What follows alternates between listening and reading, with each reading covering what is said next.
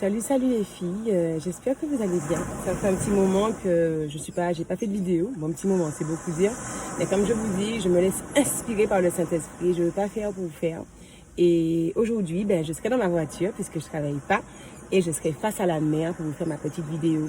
J'espère que vous avez passé de bonnes fêtes. Et pour les personnes qui étaient seules, que vous avez été encouragées par ma vidéo.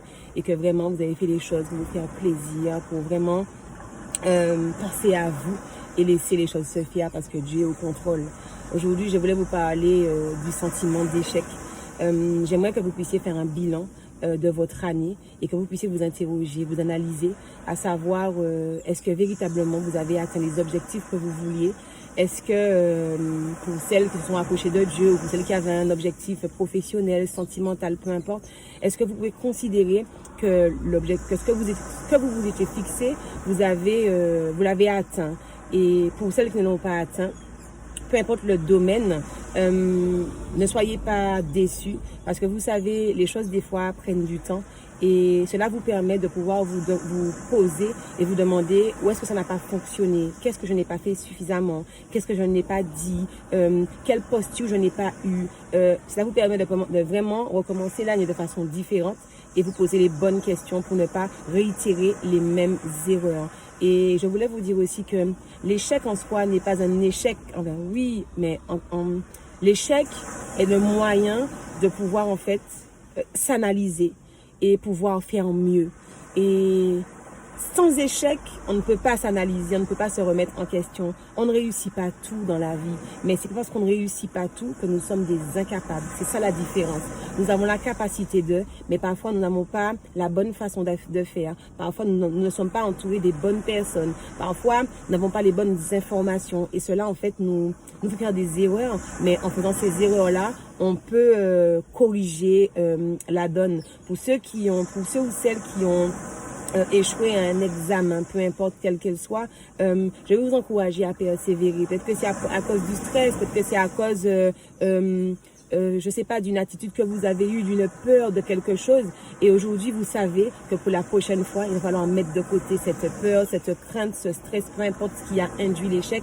En tout cas, vous saurez que pour la prochaine fois, ce que vous n'aurez pas à faire. Pour ceux qui voient qu'ils ont tout donné par rapport à leur relation et que malgré ça, ils ne voient pas les choses s'améliorer. Le Seigneur dit qu'il a il a formé sur nous des projets de bonheur et non de malheur. Donc le Seigneur fera les choses. Le Seigneur, il est pour le mariage. Donc il n'y a pas de raison que le Seigneur ne puisse pas intervenir. Maintenant, analysez-vous. Est-ce que vous avez fait les choses franchement? Est-ce que vous n'avez pas fait des compromis? Est-ce que vous n'avez pas mis un petit peu d'orgueil, le moi? Est-ce que vous avez tout brisé? Si vraiment vous avez fait la bonne chose, il n'est pas question d'échec, il est question de patienter et de voir la main du Seigneur à l'œuvre. Vous savez, quand le Seigneur promet des choses, la promesse veut donc dire qu'il y a un temps.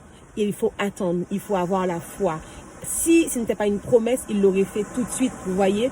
Et j'ai entendu ça dans une vidéo ce matin, j'ai trouvé ça extraordinaire et intéressant parce que c'est vrai, quand on entend promesse, on s'attend on met un délai dans notre esprit afin de pouvoir avoir la chose, alors que promesse veut dire délai d'attente, d'accord? Sinon, ça ne s'appellerait pas promesse, ça s'appellerait agissement. Et le Seigneur ferait les choses quand on le veut, vous voyez. Sauf que le Seigneur a besoin que nous puissions croire qu'il est capable d'agir. Il a besoin en cette fin d'année que nous puissions croire qu'il est tout puissant et qu'il domine sur tout en fait.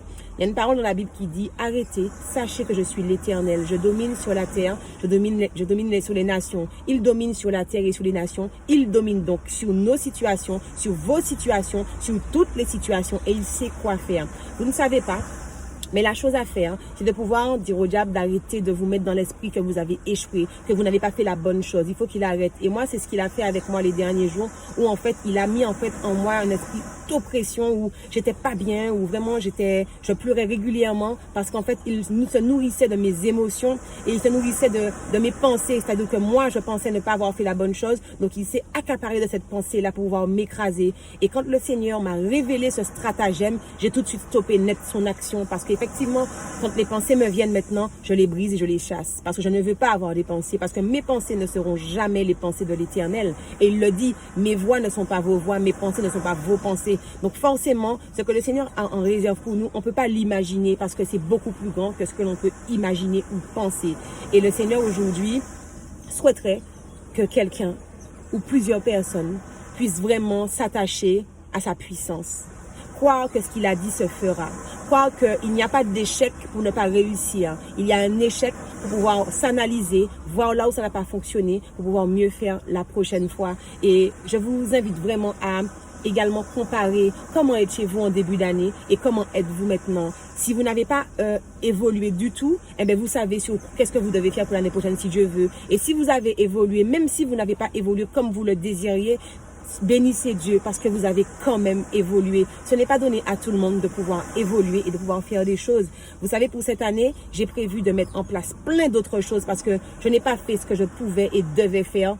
En mon sens, en tout cas, je n'ai pas fait ce que je devais faire et que je voulais faire. Et cela ne tient qu'à moi de pouvoir faire ces choses-là. Et donc, je vais instaurer un planning. Je vais marquer mes objectifs. Ce ne sera pas question de bonheur, d'argent, de... Non, c'est pas ça. Je parle de véritables objectifs, de véritables habitudes. Ne serait-ce que par rapport à ma voiture. Je ne sais pas, je n'arrive pas à nettoyer ma voiture. Et pourtant, je suis coquette, tout ce que vous voulez. C'est en contradiction totalement avec ce que je suis.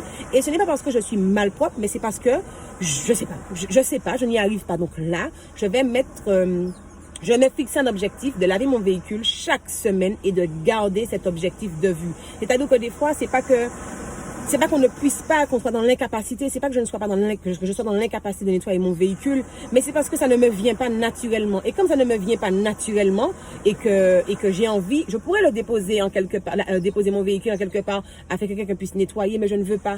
Je veux pouvoir m'en charger. Je veux que ce soit à ma charge. Même si une fois je dépose, c'est pas grave, mais je veux pouvoir prendre ce temps. C'est un temps où je me dis, ben, tu vois, regarde ce que tu as fait. Peut-être que la prochaine fois, tu feras mieux. Tu vois, parce que c'est pas mon truc, c'est pas mon domaine, ça. Parce que c'est chiant avec les petites poussières et tout, c'est chiant, mais ça reste un objectif que je me fixe. Vous voyez, ça paraît un petit objectif pour certains, mais moi, c'est une grande chose parce que c'est quelque chose que je n'arrive pas à faire et j'y pense peut-être tous les 6 mois à nettoyer mon véhicule et ça ne se fait pas. Il faut nettoyer le véhicule, voilà quoi. Et là, j'ai compris par rapport au rangement, donc j'étais quelqu'un de très bordélique. Maintenant, je range mes affaires. Je me suis donné une ligne de conduite par rapport à ça et cette année, je suis fière de moi. Peut-être que pour certains, c'est tout naturel et c'est tout normal, mais pour une bordélique, c'est pas naturel et c'est pas normal.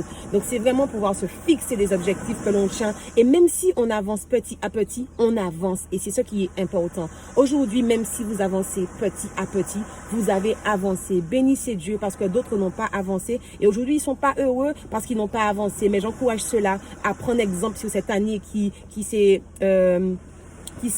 cette année passée, puisqu'on arrive déjà à la fin, et de pouvoir vraiment réaliser là où ça n'a pas marché, et puis faites que ça marche. Faites que ça marche. Et vraiment, je souhaite que vous puissiez passer une excellente fin d'année. Il ne reste que quelques jours avant l'année 2022. C'est pas évident pour certaines personnes. Et je remercie le Seigneur parce qu'il m'a redonné ma joie. Il m'a redonné cet engouement. Et je vous assure que je fais confiance à la puissance de Dieu, en la puissance de Dieu. Et je sais qu'il en réserve des choses extraordinaires pour moi. Je ne vais pas lui dicter le temps. Je ne vais pas lui dicter la date pour pouvoir faire les choses pour moi. Je vais juste attendre qu'il opère ce miracle qu'il m'a promis, cette promesse qu'il a mis dans ma vie, et je vais le laisser agir tout simplement. Je ne suis pas là pour lui dire de faire. Peut-être que là, vous êtes aussi dans un échec sentimental, il y a une séparation, il y a quelque chose. Analysez. Est-ce que vous devez vraiment être malheureuse par rapport à cette situation ou est-ce que vous devez bénir Dieu? Bien souvent, la peur d'être seule, la peur, les fêtes arrivent, personne n'a envie de passer les fêtes seul. Il y a aussi ce que les gens vont dire, il y a l'humiliation, il y a plein de choses derrière. Et non, ne considérez pas ces choses-là. Le diable voudrait que vous considériez ces choses-là pour que vous puissiez prendre de mauvaises décisions. Non. Si le Seigneur a permis ça comme ça à ce moment-là, c'est parce qu'il a de grandes choses pour vous. Et attachez-vous à ça, parce qu'il dit qu'il a formé sur vous des grands projets, des projets de bonheur et non de malheur. Donc s'il l'a dit, c'est la vérité. Je vous souhaite de passer une excellente journée. Moi, je compte bien passer une excellente journée et profiter de chaque jour que le Seigneur me donne parce que c'est une grâce. Aujourd'hui, je vois la mer, mais il y a beaucoup qui sont à l'hôpital et qui ne peuvent pas voir ou d'autres qui sont aveugles et qui ne peuvent pas voir pendant que je serai là potentiellement en train de me lamenter sur une situation que je voudrais et que je n'ai pas. D'autres personnes ne peuvent même pas avoir ce que j'ai. Donc aujourd'hui, je décide de vivre chaque jour comme si c'était le dernier, chaque jour de profiter de ce privilège, de cette bénédiction. Et je vous invite à faire pareil et vous verrez le verre à moitié plein et vous ne le verrez pas à moitié vide. Vous voyez? Et ça fera toute la différence dans votre vie et dans les actions que vous allez poser pour pouvoir évoluer. Passez une bonne journée, que le Seigneur vous bénisse richement et que cette fin d'année soit riche en émotions et en bénédictions pour vous. Et n'oubliez pas que le Seigneur dit qu'il sera fait selon votre foi. Donc ayez la foi que les choses que vous avez demandées vont arriver et elles vont arriver beaucoup plus vite que vous ne le pensez. Bye bye.